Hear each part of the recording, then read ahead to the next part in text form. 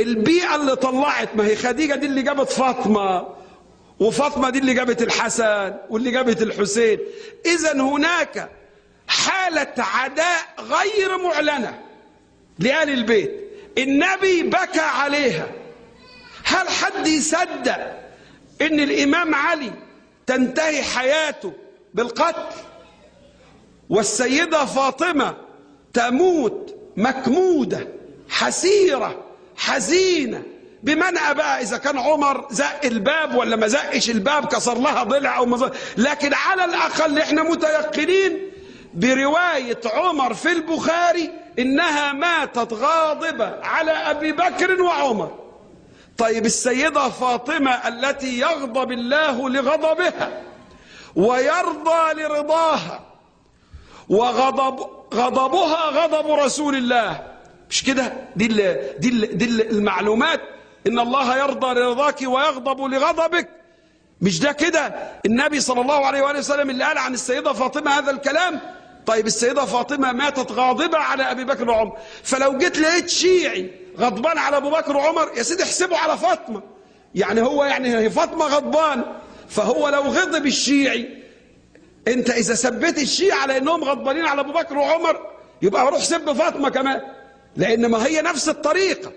فالسيدة فاطمة قالت لعلي لا يصلوا علي ولا يعرفوا قبري ولا يحضروا جنازتي، ولحد النهاردة ما فيش حد يعرف أين بالضبط واليقين قبر السيدة فاطمة من المسجد النبوي أو البقيع، ما حد يعرف. ليه؟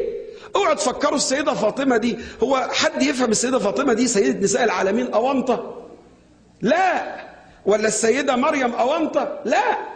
عندها ذكاء أيضا، يعني عندها عقل حاضر. السيدة فاطمة لو عرف قبرها كان ممكن أبو بكر وعمر يروحوا والسنة يروحوا يسلموا زي ما بيسلموا على السيدة عائشة وما إلى ذلك. إنما السيدة فاطمة حبت تحط علامة استفهام. أنتوا عارفين الأمريكان يقولوا إيه؟ big question mark. الأمريكان يقولوا كده big question mark، علامة استفهام كبيرة، عشان تقول يا أمة روحوا شوفوا اللي حصل هناك عبر التاريخ. كل ما تقعدوا قاعدة، يعني من 100 سنة لازم يدرسوا، من 200 سنة يدرسوا، من 300 سنة يدرسوا، بعد 400 سنة يدرسوا، بعد 500 سنة يدرسوا معنى واحد: لماذا فاطمة غضبت على أبي بكر وعمر هذا الغضب الشديد؟ واحد يقول لك عشان أرض فدك. لا، السيدة فاطمة تعلم كما روى البخاري إنها تموت. هل هتزعل على حتة أرض؟ لا، زعلت على الخيانة، الخيانة من الأمة لرسولها. والنبي صلى الله عليه وآله وسلم قال لعلي كما روي عندنا أهل السنة: يا علي أمتي تخونك من بعدي، أمتي تخونك من بعدي. آدي الخيانة، آدي الخيانة. فالسيدة فاطمة تموت مكمودة بعد 6 أشهر من رسول الله، وعلي يموت قتيلا، والحسن يموت مسموما، والحسين يموت مقطعا.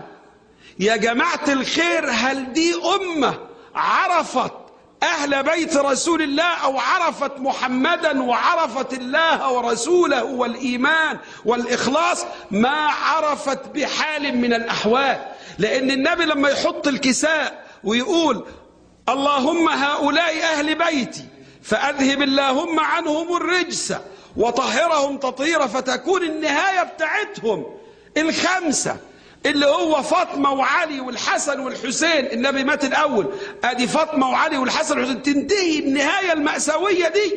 وبعدين الأمة السلفية المتعجرفة اليوم تنهى عن الاحتفاء والاحتفال، حتى لا تذكر. ما فيش عالم سني واحد يقف يقول تركت فيكم ما إن تمسكتم بهما فلن تضلوا بعدي أبدا، كتاب الله وعترتي أهل بيتي. لا يقف واحد عالم سني واحد يقول هذه العبارة، بل يقولون ويتبين